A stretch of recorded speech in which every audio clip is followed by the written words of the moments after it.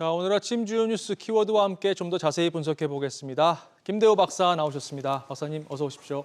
네, 반갑습니다. 네, 자, 첫 번째 키워드 확인하시죠.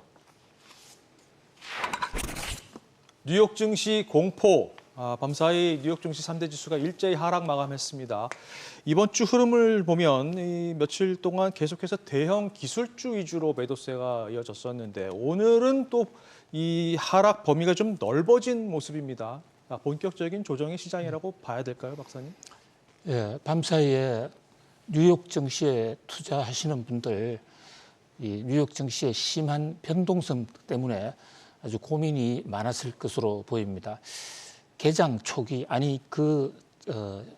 프리 아워스, 그러니까 개장 전 시간대만 하더라도 뉴욕 증시가 상승 출발을 하는 그런 모습을 보였습니다. 네. 하루 전날 뉴욕 증시가 워낙 많이 떨어졌었기 때문에 떨어진 데 대한 어떤 반동 현상으로 다시 오를 것이라는 기대가 많이 있었고 실제로 또 오르기도 했습니다. 뉴욕 증시는 하루 오르고 내리는데 상한이나 하한 폭이 없습니다. 우리나라는 30%로 묶여 있지 않습니까? 그렇죠. 그러다 보니까 악재가 있을 경우에도 그날 다 소화되지가 않고 그 다음 날, 다다음 날 계속해서 주가가 떨어지거나 또 호재가 있을 때는 계속해서 주가가 오르는 연 상승세, 연 하락세 장이 자주 나옵니다만은 미국 뉴욕 증시의 경우에는 한 번 떨어지면 그 다음 날 올라가고 또 한 번 올라가면 그 다음 날 내려가는 이런 패턴이 왜냐하면 이 제한 폭이었기 때문에 네. 당일날 그 악재와 호재를 대부분 소화하는 이런 경향이 높습니다. 그래서 트럼프 대통령의 반도체 때리기 또 바이든 대통령의 ASML이라는 반도체 회사의 중국 규제 이런 악재들이 잇따라 나오면서 하루 전날 뉴욕 증시가 많이 떨어졌고 그 반동 현상으로 상승 출발을 했습니다. 그런데 시간이 가면서 별다른 호재도 없이 또 별다른 악재도 없이 특별한 변동이 없이 계속해서 오르내리는 그런 어떤 불안정한 현상을 보였습니다. 네. 특히 이 월가의 공포지수라는 게 있는데요. 이것은 시카고 선물거래 시장에서 만들어낸 지표로서 이 콜 옵션 등 여러 가지 어떤 선물 지수 등을 집계하는 것인데요. 앞으로 현재 상황과는 달리 더 사겠다, 더 팔겠다라는 어떤 세력들을 집계한 것입니다. 이 VIX라고 하는데 정식 영어 이름은 볼러타일 인덱스입니다. 이게 사실 변동성, 어떻게 할지를 모르겠다. 사람마다 굉장히 다른 패턴으로 미래에 불확실한 투자를 하는 그 경향을 지수화시킨 건데요. 이게 하루 사이에 1할 정도 더 올라갔습니다. 그래서 네. 공포지수가 거의 16에 이르렀는데요.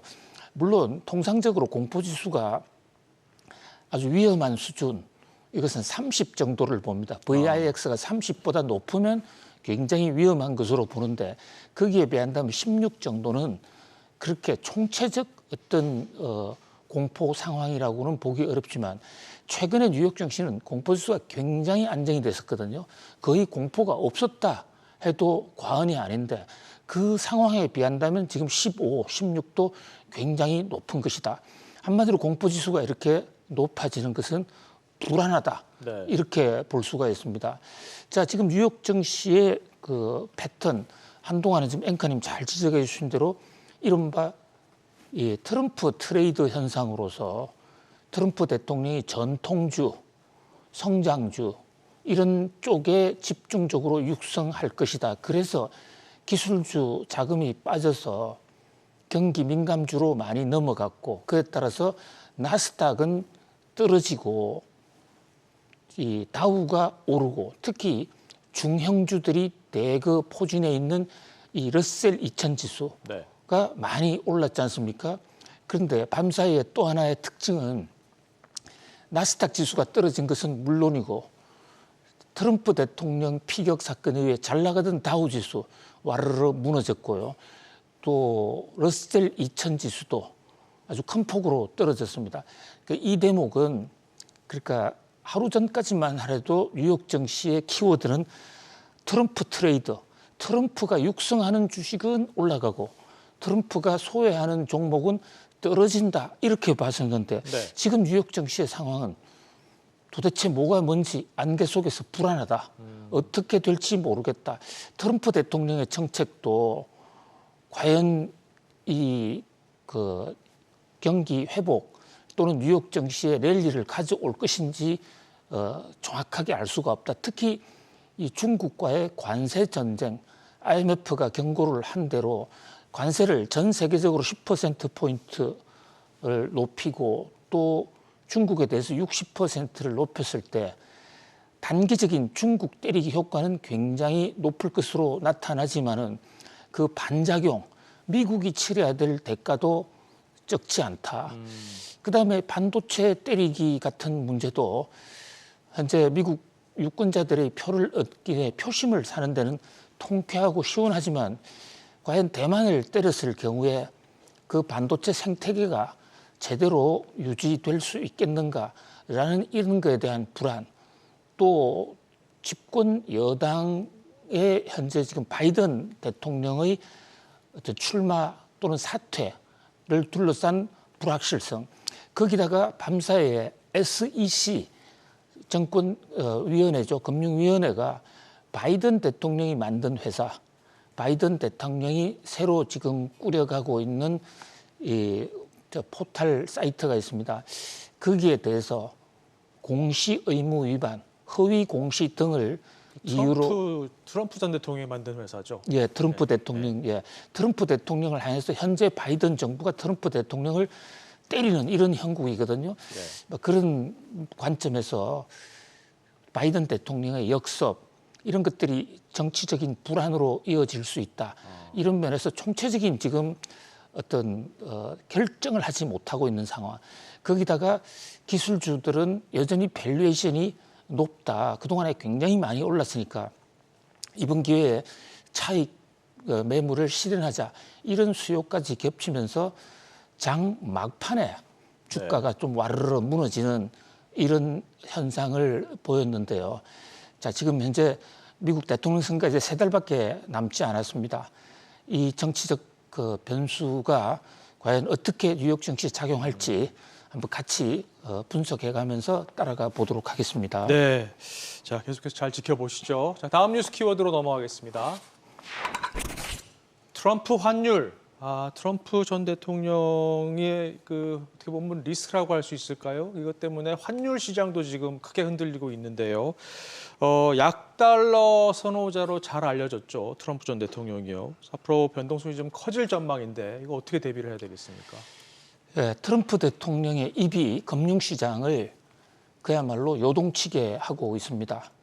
반도체 회사를 때리더니 밤사이에는 미국 트럼프 대통령이 미국 우선주의의 입장에서 미국의 국제수지 방어에 굉장히 비중을 두는 듯한 발언. 아주 구체적으로는 내가 없는 사이에 엔화가 지나치게 지금 약세가 됐다. 네.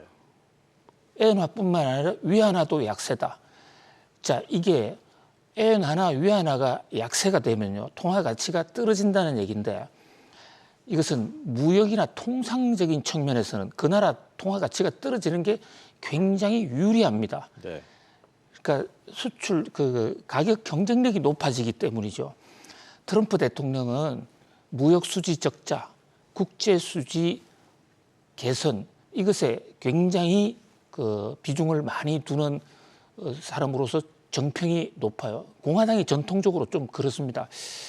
자, 지금 1985년에 프라자 합의라는 유명한 달러를 대대적인 약세로 몰고 가면서 미국의 국제 수지를 개선한 사건이 있는데 그 당시에 대통령이 로널드 레이건이었거든요. 네. 레이건 대통령이 바로 공화당이고 지금 트럼프 대통령이 만든 마가 프로젝트, 메이크 아메리카 그레이트 어게인이라는 그 슬로건을 바로 레이건 대통령이 썼던 것을 다시 부활시키거든요. 네. 뭐 그런 면에서 레이건 대통령과 트럼프 대통령 공통점이 굉장히 많다 이렇게 볼 수가 있는데요.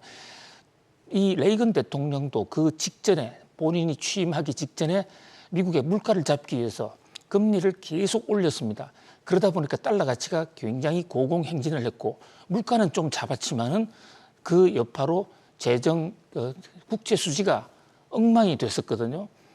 지금 트럼프 대통령이 당하고 있는 상황과 너무나도 흡사합니다. 그런 관점에서 트럼프 대통령의 이 엔화와 위안화의 언급은 트럼프 대통령이 당선되면 미국의 국제 수지 개선을 위해서 강달러 정책을 하였구나. 이것은 연준이 금리를 올리거나 내리거나 하는 문제하고는 좀 다른 얘기예요. 그것은 브라자 협정 같은 경우는 국제적인 압력을 통해서 바로 환율을 조정을 했으니까요. 네. 자, 여기는 우리나라는 언급은 하지 않았지만 아시아라는 얘기를 했습니다. 아시아 통화 약세 용인하기 힘들다. 한국 통화도 지금 굉장히 약세입니다. 그래서 우리나라 수출이 잘 되고 있는 이유 중에 하나가 우리나라 환율이 올라가기 때문인 측면도 하나 있는데 트럼프 대통령이 오면 이 외환시장 사정 환율 시장 여건이 급변할 수도 있다. 이렇게 볼 수가 있습니다. 물론 밤사이 환율은 또 다른 요인에 의해서 좀 다른 방향으로 가긴 했습니다만은 그러나 트럼프 대통령의 집권 가능성이 높아지고 또 실제로 집권을 했을 경우에 이것은 연준의 금리 인하하고는 전혀 무관하게 네. 미국 달러가 초약세가 되고 우리나라 원화가 통상 마찰과 압력 속에서 우리나라 환율이 급격히 떨어질 수도 있다. 그런 면에서 우리 수출업체들 지금 환율이 높다고 굉장히 좋은 상태인데요. 이 상황이 언제까지나 계속되지 않을 수도 있다라는 점을 좀 염두에 두고 플랜 B, 플랜 C를 세워야 될 상황으로 보여집니다. 네, 자, 대비를 빨리 해야 되겠습니다. 자, 다음 뉴스 키워드 보시겠습니다. 힐빌리 출사표. 트럼프의 러닝메이트죠. JD 벤스 부통령 후보가 어제 후보 지명 수락 연설에 나섰습니다. 내용을 들어보면 아메리카 퍼스트, 그러니까 미국 우선주의 일색이었는데요. 어떻게 보셨습니까, 박사님? 네, 드디어 힐빌리의 노래의 저자 벤스, 제임스 데이비드 벤스가 모습을 드러냈습니다. 공화당 전당대회에서 부통령 후보를 공식으로 수락하는 수락 연설을 했습니다. 네. 자, 이제 트럼프가 당선됐을 경우에는 바로 이 벤스가 온다라고 볼 수도 있고 또 트럼프 대통령 역시 굉장히 나이가 많기 때문에 어떤 유고시가 있으면 실제로 대통령으로도 취임할 수 있는 그런 면에서 미국 뉴욕 증시가 굉장히 주목하고 있는데요. 네. 자, 이 대목에서 정말 우리나라 일부 전문가들 벤스를 착각하고 있어요. 자꾸 흑수저 이러는데 저분 흑수저 아닙니다. 보통 통상적으로 흑수저라고 그러면 출신 배경이 좀 미천한 뭐 이런 사람을 얘기하는데 저분은 한해 맺힌 그러니까 힐빌리 언덕에서 너무나 찢어지게 가난하게 살았고 그 가난이 구조적이다. 구조적인데 자 지금 연설한 대목 몇 가지만 한번 따보시면요. 우선 첫 일성이 벤스는 미국 노동자에게 헌신하겠다. 그다음에 국제 무역에 희생하는데 이제 미국은 지쳤다. 이제 국제 무역 공정 이런 거 신경 쓰지 않겠다. 메이드 인 USA 더 많은 상품을 지지할 것이다. 미국의 자비, 미국이 돈을 많이 대줘서 안보, 무임승차 하는 동맹들 이제 더는 없을 것이다. 자, 그런데 여기서 이상하지 않습니까? 공화당 후보의 전통적인 것은 노조하고 별로 사이가 안 좋아요. 민주당이 노조의 정치적인 기반이고 네. 공화당은 자본과 편, 그래서 법인세를 낮춰주겠다. 이렇게 일성을 얘기하는 게 아주 일반적이고 보편적인 공화당원입니다. 그런데 일성으로 노동자에게 헌신하겠다. 바로 힐빌리에서 그동안에 당해왔던 사람들이 미국의 노동자 세력인데 그 노동자 세력이요. 자, 국제 무역에 희생하는 데 지쳤다. 이 얘기는 무슨 얘기냐면 국제 무역 공정이라는 이름하에 외국 물건 쓰다 보니까 외국 상품이 들어왔고 미국의 노동자들이 일을 잃었고 그래서 마약을 먹을 수밖에 없는 비참한 처지에 빠졌다. 그래서 나는 이것을 개선하겠다. 노동자와 함께 메이드 인 USA, 미제를 많이 만들겠다. 그리고 동맹국들, 미국이 그동안에 많은 안보 비용 분담하지 않았느냐. 근데 이제 같이 분담하자. 이것은 트럼프 대통령이 대만을 향해서 TSMC 반도체 다 가져갔지. 그러니까 안보 비용 내라 하는 거하고 똑같은 얘기거든요. 흔히 어려운 환경 속에서 자라난 사람들은 대해서는 우리는 그 사람의 성공 신화를 배우자. 그것이 흑수저 예찬론이에요. 근데 저분은 단순히 어렵고 가난한 성장 과정에서 내가 태어났기 때문에 아메리칸 드림을 나처럼 열심히 노력하라. 나의 예일대학을 가고 해병대 근무를 하고 인도 여인을 만나서 출세하는 그 현상을 따르라는 얘기가 아니고 네. 내가 힐빌리의 분노를 너무나 잘 알 수 있으니까 세상을 바꾸겠다. 바꾸는 거 핵심은 외국 제품 못 들어오도록 하겠다. 우리 미국 제품 잘 만들어서 외국으로 실어내겠다. 이게 사실 아메리카 우선주의거든요. 막 그런 면에서 이제 트럼프보다 훨씬 더 무서운 미국 우선주의에 대한 공식 출사표다. 네. 이렇게 볼 수 있겠습니다. 그렇군요. 자, 다음 뉴스 키워드 보시겠습니다. 포드의 변심. 미국 포드 자동차가 밤사이에 아주 중요한 결정을 내렸습니다. 캐나다에 있는 공장을 원래 전기차 생산 기지로 전환하려고 했었는데 이 계획을 철회하고 대신 내연기관을 사용하는 픽업 트럭을 생산하겠다고 발표를 했는데요.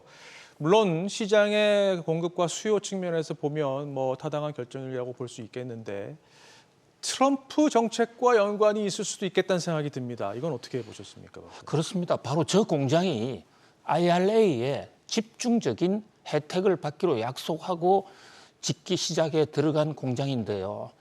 자, 지금 포드라는 회사, 어떤 회사냐? 사실 자동차가요, 오늘날 인류의 모든 사람들이 자동차를 탈 수 있다는 거 상상하지도 못했습니다. 왜냐하면 그 전에 벤츠라든지 많은 자동차 회사들, 제너럴 모터스까지도 만든 자동차 가격이 너무 비쌌기 때문입니다. 네. 근데 그것을 대중화시킨 게 바로 포드입니다. 흔히 말하는 컨베이어 벨트 시스템, 경영학의 혁신을 가져왔던 그 컨베이어 벨트 시스템으로 가격을 대폭 낮추는 바람에 그래서 포드 자동차 하면 대중화의 상징이에요. 지금 테슬라가 전기차를 만든다고는 하지만 테슬라는 전기차밖에 만들지 않는 좀 굉장히 한쪽으로 치우친 회사입니다. 전기차가 완전히 보급이 되기 위해서는 포드가 시장에 들어오는 게 매우 중요하다. 그래서 이 바로 바이든 대통령이 IRA 같은 거를 만들어서라도 포드로 하여금 전기차로 전환하라 그랬고 전기차 전환하겠다고 그랬습니다. 그런데 우연의 일치인지도 모르겠습니다만 트럼프가 피격으로 이제 상당히 당선 가능성이 높아지니까 나 이제 전기차 안 할래. 전기차 하겠다고 제출해 놓은 계획을 엎고 거기서 바로 내연차 트럭을 만들겠다 이랬거든요. 네. 자, 밤사이에 또 벤츠가 어떤 얘기를 했냐면요. IRA 이 전기차 보조금 주는 인플레 감축법 그 대목을요. 이거 폐기를 만약에 못하게 의회에서 막으면 그러면 IRA의 인플레 감축이라는 이름으로 전기차 보조금을 없애고 그 보조금을 내연기관 차에 주겠다. 이건 굉장히 충격적인 발언이거든요. 그러네요. 어쨌든 전기차는 때려 부수겠다 하는 그런 어떤 결연한 의지의 표현이다. 그런 면에서 전기차 캐점이 더 깊어질지도 모른다. 이 대목 역시 우리가 이번에 플랜 B, C가 아니라 플랜 D, E도 만들어야 되는 거 아닌가 그런 생각을 해봅니다. 그렇습니다. 네, 상황이 굉장히 복잡해지는군요. 자, 마지막 뉴스 키워드 보시겠습니다. 바이든 사퇴. 이런 가운데 바이든 대통령은 지금 코로나 확진으로 델라웨어에서 집거 중에 들어갔습니다. 여기서 중대 결정할 수도 있다. 이런 관측까지 지금 나오고 있는 상황인데요. 그런데 밤사이에 이 버락 오바마 전 대통령이 사퇴론에 가세했다. 이런 보도가 나왔습니다. 이건 굉장히 중요한 의미가 있는 보도인 것 같은데요. 예, 바이든 대통령은 사실 버락 오바마 대통령 때문에 워싱턴의 주인이 된 것입니다. 네.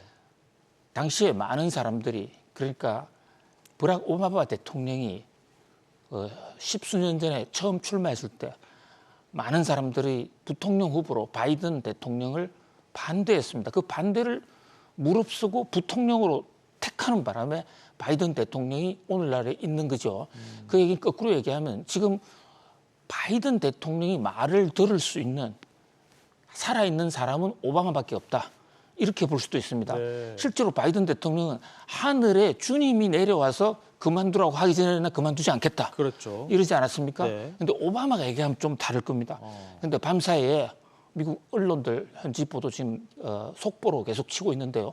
오바마도 돌았었다. 야, 이러다가는 다 같이 망한다. 다 같이 폭망한다. 바이든 대통령이 좀 결단을 해달라는 쪽으로 들어가는데 시간이 얼마 남지 않았습니다. 네. 민주당 전당대회가 눈앞이고 또 이게 후보 등록 마감이 눈앞에 왔기 때문에요. 지금 이번 주말에 중대 결단을 할 것이라는 보도도 나오고 있는데 네. 그야말로 한치 앞을 알 수 없는 불확실성, 혼돈의 미국의 정치 경제가 지금 이어지고 있다. 이렇게 볼 수 있겠습니다. 그렇군요. 중요한 주말이 될 것 같습니다. 자, 오늘 짚어본 뉴스 키워드 다시 한번 보실까요? 뉴욕 증시 공포, 트럼프 환율, 힐빌리 출사표, 그리고 포드의 변심, 바이든 사태까지 짚어봤습니다.